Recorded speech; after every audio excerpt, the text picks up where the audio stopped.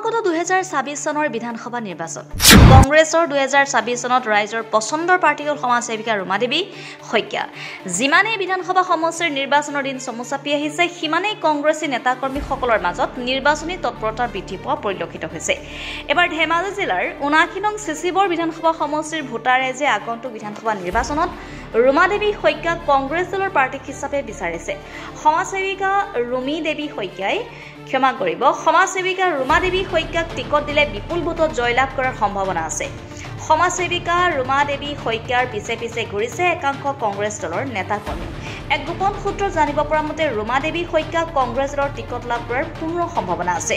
সমাজ সেৱিকা ৰুমা দেৱী শইকীয়াই ৰাইজৰ পৰা বিচাৰিছে আশীৰ্বাদ আৰু সহায় সহযোগিতা।